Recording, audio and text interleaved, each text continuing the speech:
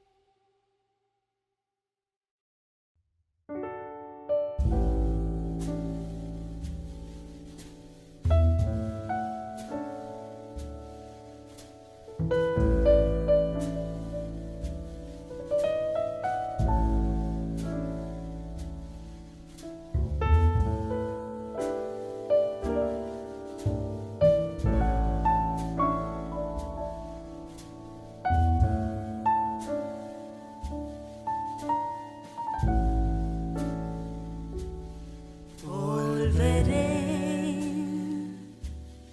volveré a las sendas antiguas, volveré, volveré,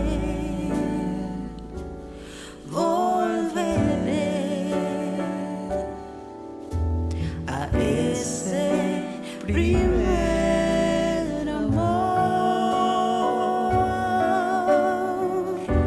y nunca más me alejaré de ti. Volveré a buscarte, Señor. Volveré, volveré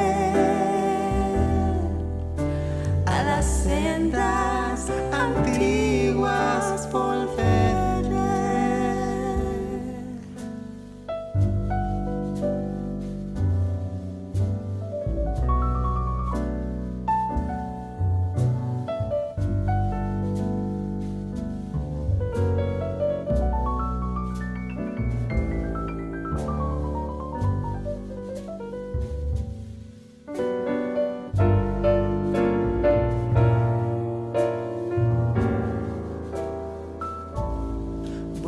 Volveré, volveré a las sendas antiguas, volveré, volveré,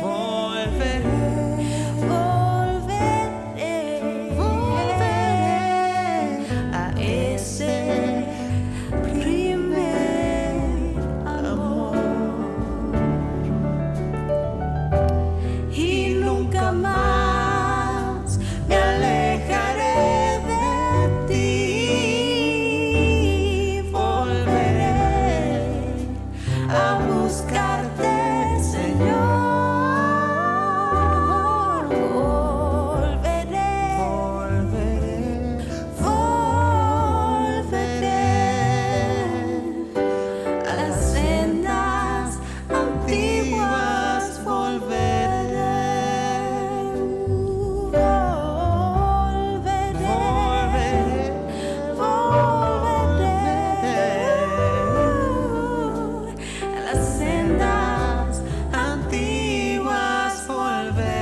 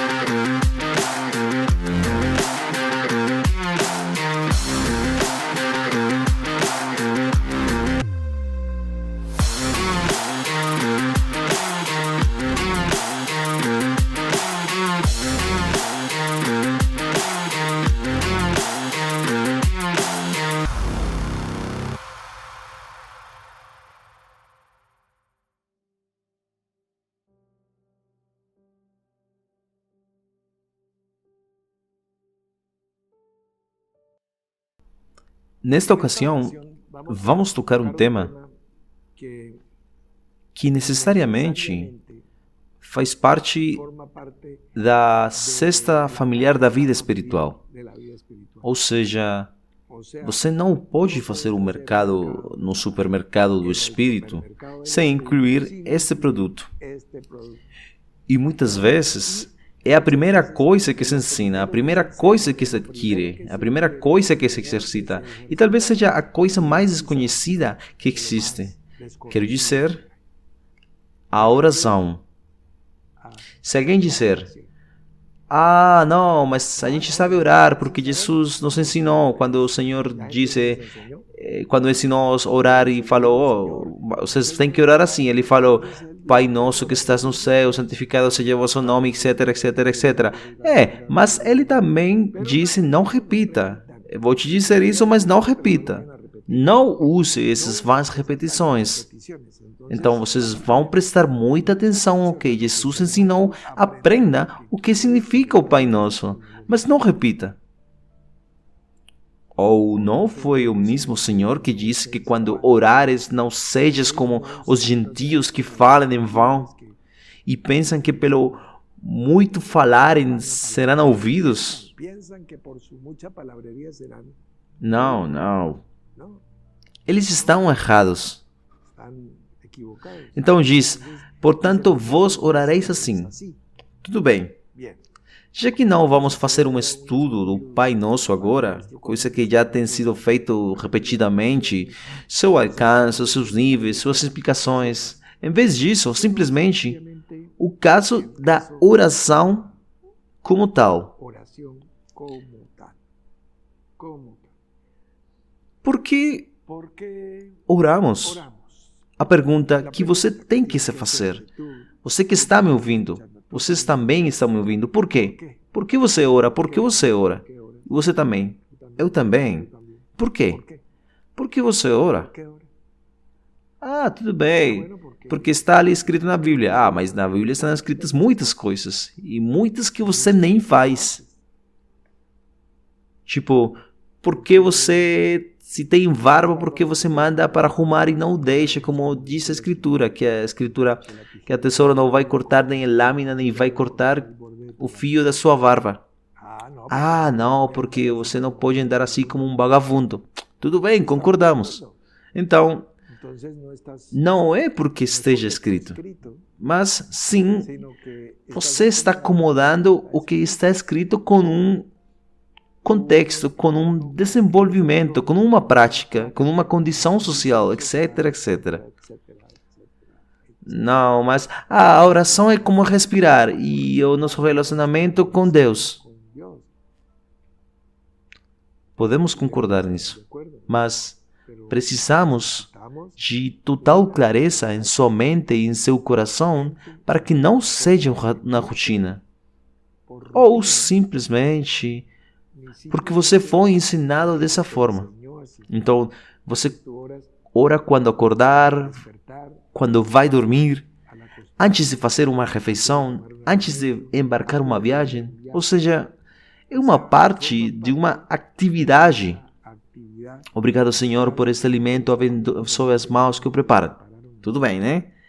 Mesmo que apenas as mãos sejam abençoadas, mas o resto do cozinheiro não, hein? Mas não importa. Aí fica um cozinheiro com mãos abençoadas. E de repente ele é atropelado por um carro e nada acontece com suas mãos. Tudo bem, porque você orou pelas suas mãos.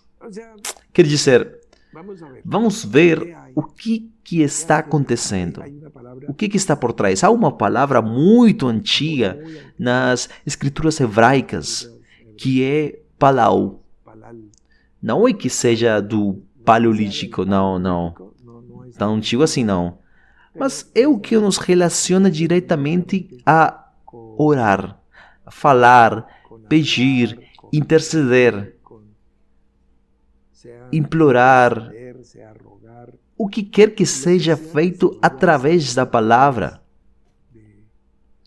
bem seja mentalmente ou oralmente, sonórica ou audivelmente, você pode pronunciá-la.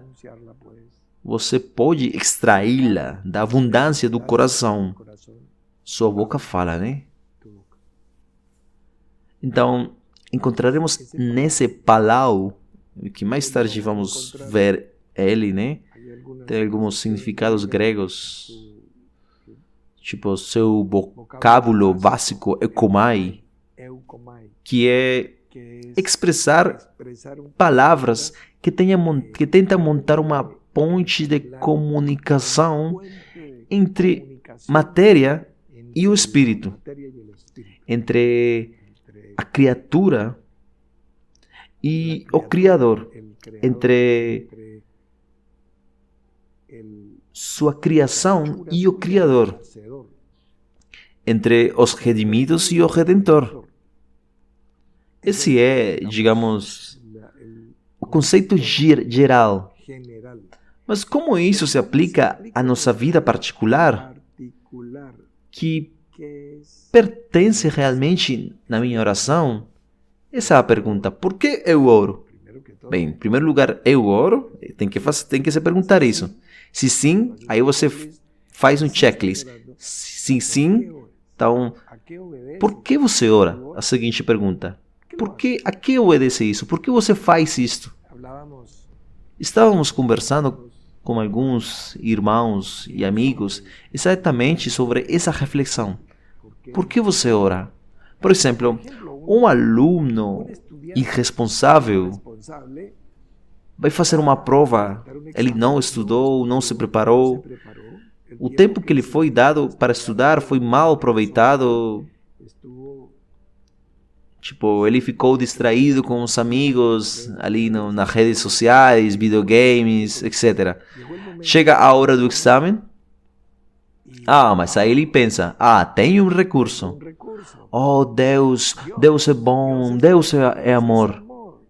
E então, de repente, como disseram que eu era como um pai, e se eu tive um pai permissivo, então de repente também vou ter um pai celestial que seja permitivo. Oh Senhor, veja este exame que eu tenho. Eu prometo para você que vou me congregar daqui para frente e vou me conectar e vou falar para os meus amigos de ficarem conectados na nuvem. Mas eu preciso de 8.5. Você acha que há necessidades no reino dos céus que são oprimidas e afetadas por esse quadrinho de oração, por essa... Correto. Porque não. Você está certo, não. Se você responde não. Esse aluno, então, vai tirar uma nota proporcional ao tempo que ele dedicou, ao seu esforço. Mas ele vai estar orando aí, pensando isso. Sim, já dimos bastantes vezes o exemplo do avião quando ele está caindo, que está em emergência. E aí as pessoas param de olhar para seus dispositivos, param de assistir filmes, de ouvir música, e aí que eles começam, todos se conectam na nuvem com aquele canal celestial. E falam, Pai, Senhor, meu Deus. É tipo, não importa qual seja a religião das pessoas, mas aí tem uma conexão automaticamente. Por quê?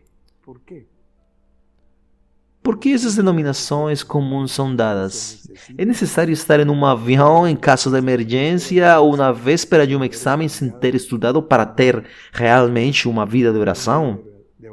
Acaso não diz a Escritura de orar sem parar?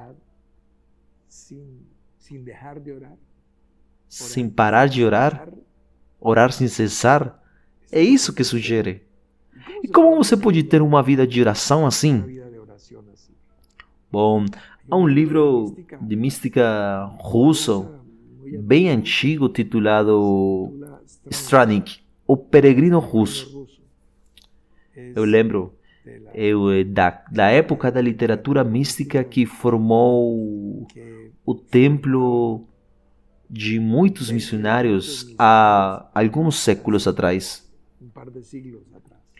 E o Peregrino Russo conta a história de um homem da Igreja Ortodoxa Russa que quer cumprir literalmente esse mandamento. Ele abriu sua Bíblia e então diz, tipo, 1 de Tessalonicenses, diz no capítulo 5, versículo 17, orem, diz, orem sem cessar. Então, o que eu vou fazer? O que eu vou fazer? O que eu vou fazer? Eu vou tentar orar, mas adormeço e paro de orar. Eu tento orar, mas eles falam comigo, então fico interrompido. E aí ele fala, oh, vizinho, vizinha, oi, tudo bem? E aí eles me interrompem e eu paro de orar. Então esse personagem tinha essa angústia e começou a orar para que o Espírito o ajudasse para orar sem cessar. Então, a história é interessante. Ele termina, tipo, a história termina resumindo numa frase curta, que ele repete até que fica um sulco mental formado nele e que o tempo todo, as 24 horas por dia, ele ficava recitando essa frase. Sua boca ou sua mente. E ele foi aquela de, oh, Senhor Jesus, tenha piedade de mim. O tempo todo. Através de um rosário de contas, como é usado no islamismo, também como é usado no catolicismo romano, como é usado em tantas religiões, no hinduísmo também.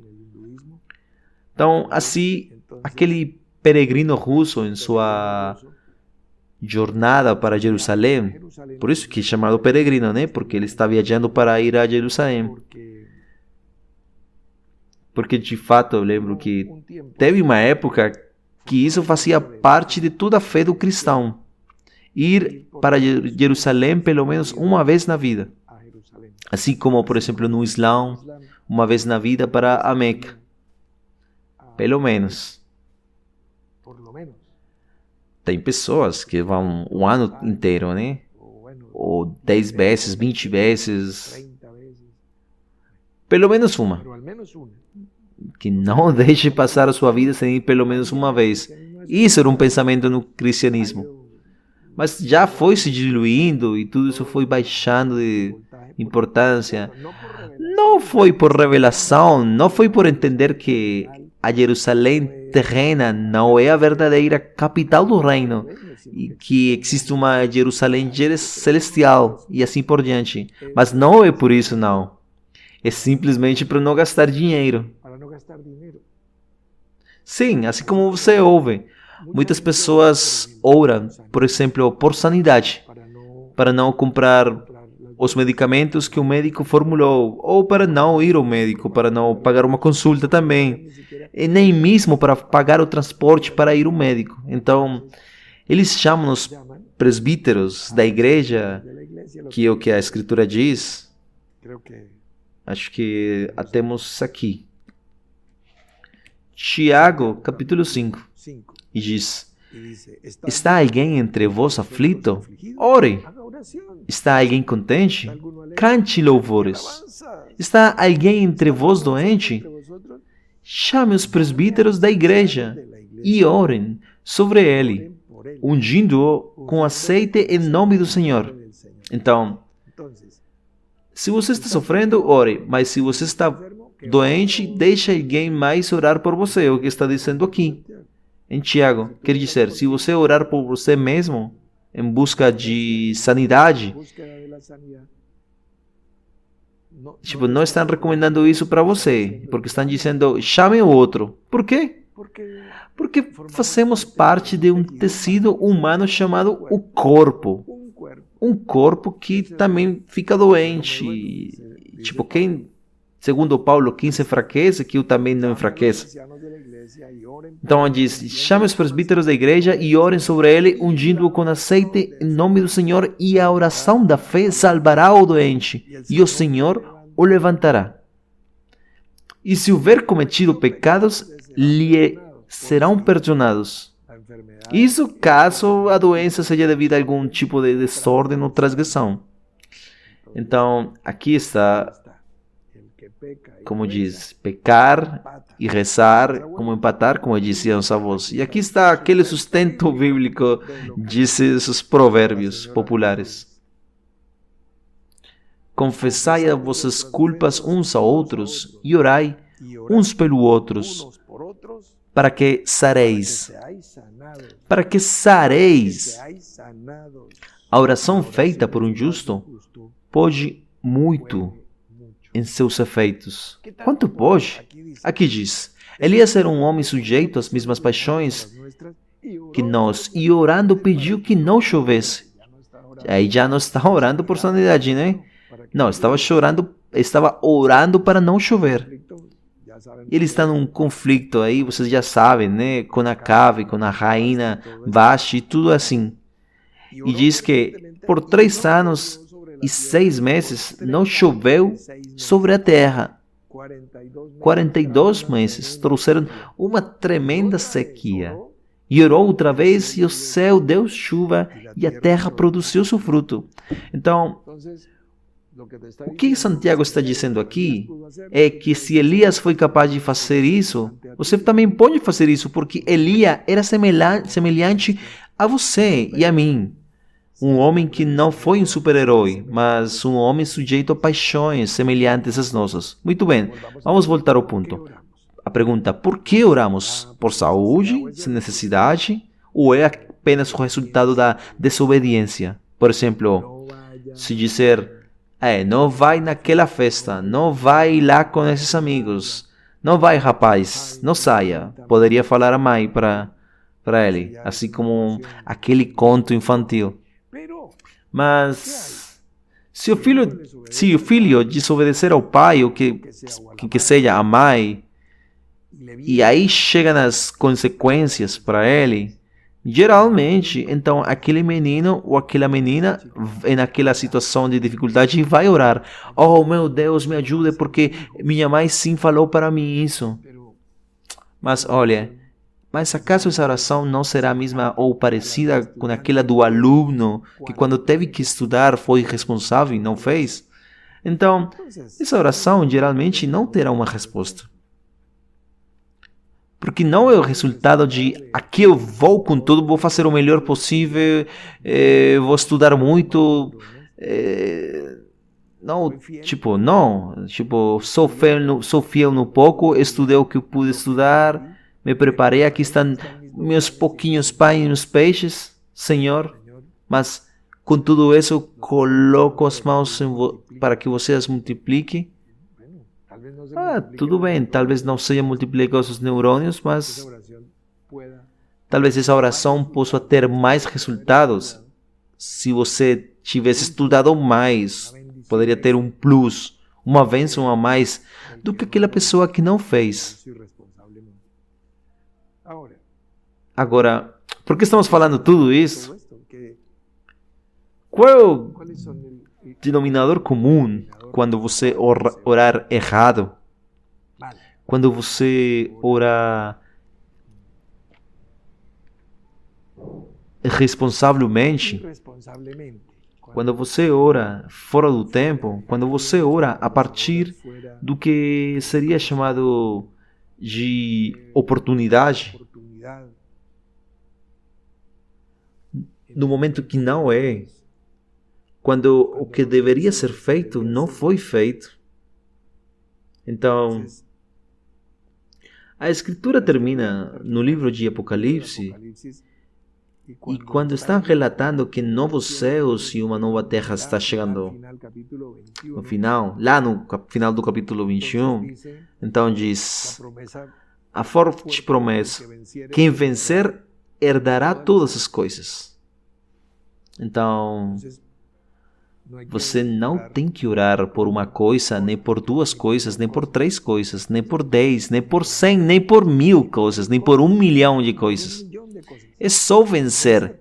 Quem vencer herdará todas as coisas e as vai receber. Mas as vai receber vencendo. A oração fará parte da vitória? Talvez. Oração de ação de graças, oração para fortalecer e reafirmar a fé, etc. Mas veja o que diz aqui a continuação. Mas há um mas. Quem vencer herdará todas as coisas, mas...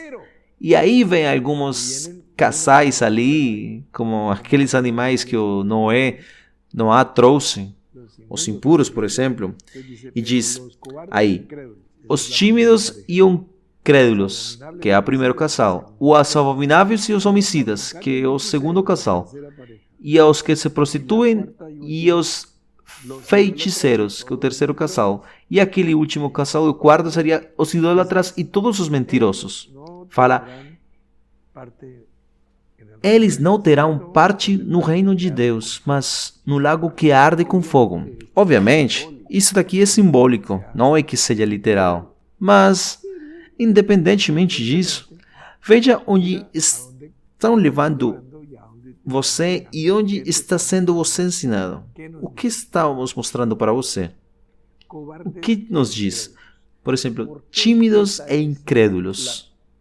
Por que eles estão mencionados em primeiro lugar? Tipo, na primeira peça, um berechit disto. Os incrédulos é porque essa é a base de todo fracasso. Todo erro é chamado de pecado. E é devido à incredulidade.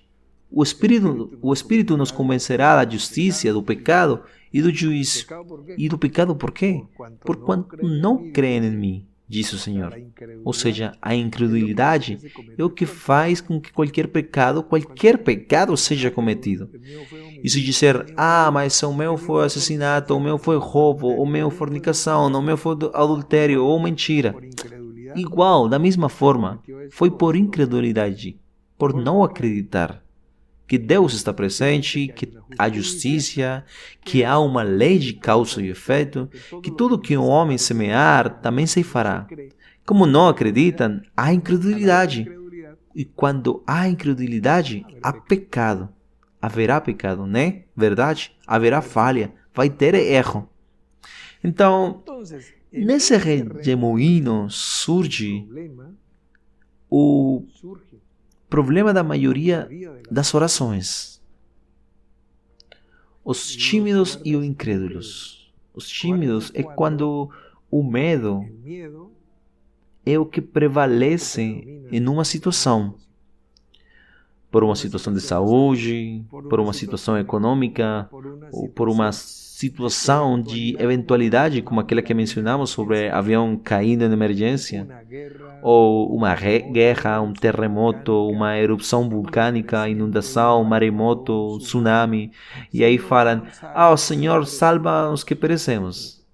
Senhor. Eles chamam Senhor, salva-nos. Ou seja, serve para nós. E aí está. Isso a gente já estudou. O mar tempestuoso, etc, etc. Esta não é a morada elevada no Espírito que queremos que você entre e que experimente. Queremos que você experimente realmente e desfrute. Eu não quero induzi-los a não orar, mas quero que voltemos o texto de Santiago, porque nos diz: a oração feita por um justo pode muito. Opa, é que há poder na oração? Sim, mas não em qualquer oração, porque aqui diz a oração do justo. Não na oração do tímido, nem na oração do incrédulo. Também não a oração do desobediente, nem do irresponsável, nem do transgressor. Não, é a oração eficaz do justo. Esse, sadik. Não o justificado, mas o justo. Justo é aquele que justifica. A oração feita por um justo, você já justifica quando te falam da culpa de alguém, o pecado de alguém? Você imediatamente diz, sim, eu sabia que isso ia acontecer. Ou talvez você diz, ou talvez seja por inexperiência, talvez falta de ensinamento. Ou seja, você entra imediatamente para tratar como um médico numa sala de emergência, imediatamente para parar o sangramento? É isso que você faz?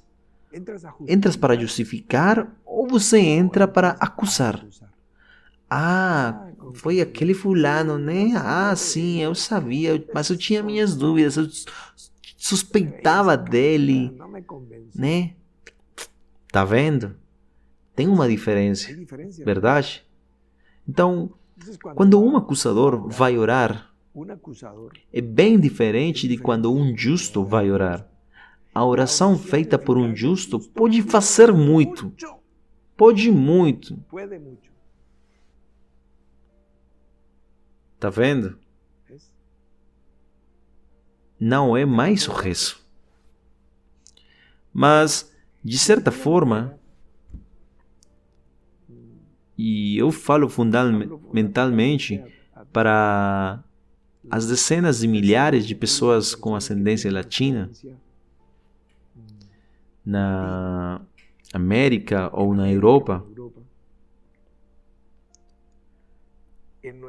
em nosso ancestral religioso, o que nossos tataravós, nossos bisavós, nossos avós, nossos pais e talvez nós, muitos de nós recebemos na primeira infância, era uma formação em que tínhamos que receber instrução de pedir perdão pelos pecados. E depois de pedir perdão pelos pecados, recebíamos um castigo. Qual era o castigo? A penitência. Qual era a penitência? Orar. Então, como castigo, vai orar. O Pai Nosso, como castigo. Então, aqui está formado, está com uma marca sua. Tipo, seu tataravô, seu bisavô, seu avô, seu pai, sua mãe. E você a tem, de alguma forma, você evita a oração porque você foi ensinado que é uma coisa entediada, irritante. Nunca te disseram, ah, o que você fez? Não, que eu roubei um barco e estrupei a secretária. Pega um sorvete aí como diz framboesa. Não, eles não falaram isso para você, né? Não, eles fizeram você orar. E aí, de alguma forma, associamos, e então a gente não ora, mas só por necessidade. Aí, porque eu preciso o perdão do sacerdote para estar bem com Deus, para comungar, porque vou me casar. Tipo, um exemplo. Então, é como se fosse um trâmite, como conseguir um visto para poder viajar. Então eu faço a papelada, eu digo, eu tenho que confessar, e aí começo, me acusa, pai, porque blá blá blá. Pronto. Então, como castigo você vai orar. Não, mas não é assim. Mas era cumprida a penitência e era feita a oração daquele que Jesus disse para não fazer. Deus te salve Maria, cheia de graças, blá, etc, etc, etc. Nós repetíamos e cumpríamos, e tudo contado. Cuidado aí para dar uma gorjeta, não. Você pode dar no restaurante, mas no reino dos céus não. 10 Pai Nossos, nem pense em dar 11 porque você prejudica a estrutura, o mercado. E então, o resultado, depois convertidos entre aspas a Cristo, pessoas que a oração é um fardo, é um castigo, que acham que a oração é uma entediada. Aí o melhor é que não há rei como naqueles dias de Israel. Aqueles dias não tinha rei em Israel e cada um fazia o que lhe parecia bem. É uma reflexão simples sobre a oração. Eu coloco em sua mesa, coloco nas suas mãos, também quero colocar em seu coração, para que você reflita e tome decisões verdadeiras e profundas. Então, Cortamos aqui, cortamos aqui, vamos entrar em off en off, e entramos pasamos a una numa oração. oración.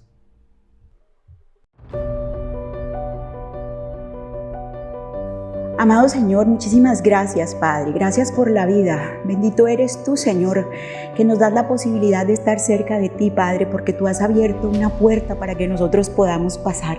Gracias, bendito eres, que tú mismo has sido puerta para nosotros.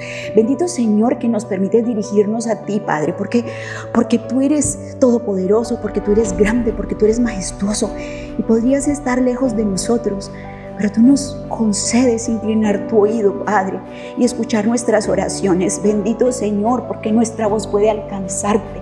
Bendito Señor, porque nuestra voz puede subir y elevarse, Señor. Gracias. Muchísimas gracias, porque tu corazón se ha inclinado también a nosotros como hijos tuyos y nos escuchas, Señor. Gracias. Muchas gracias, porque tú has cumplido tantas oraciones que cuando hemos clamado a ti, Señor. Muchas gracias porque sabemos que tú nos escuchas, Señor, que tú nos concedes los anhelos de nuestro corazón, Señor.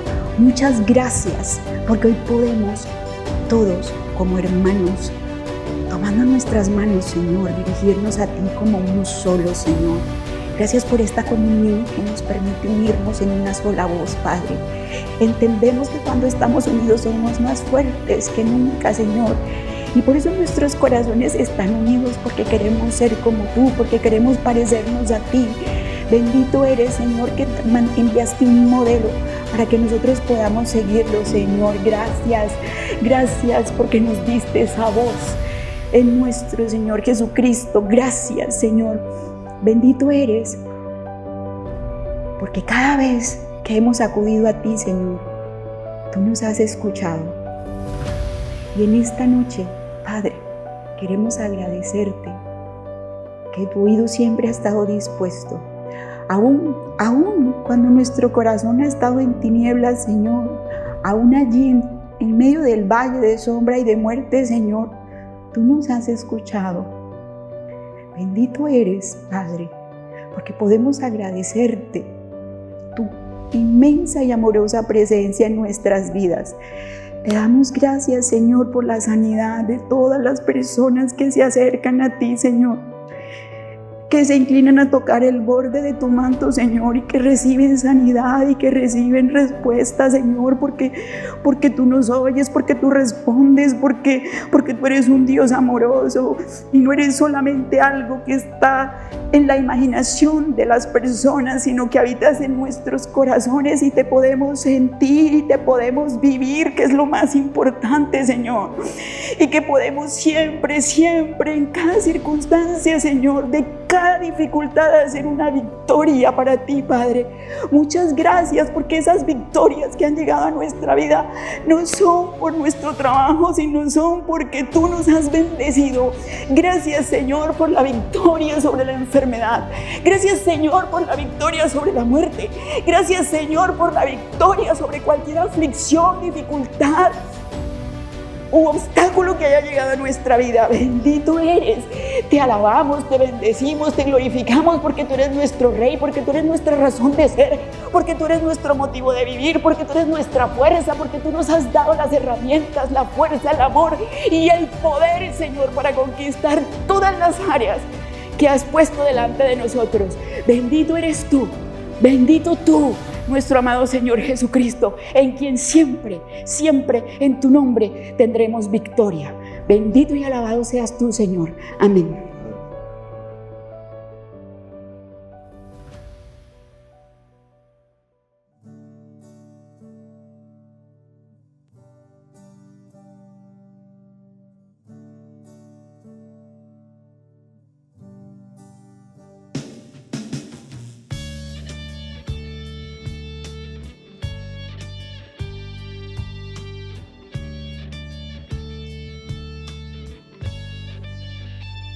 Vieni la libertà, un nuovo uomo nascerà.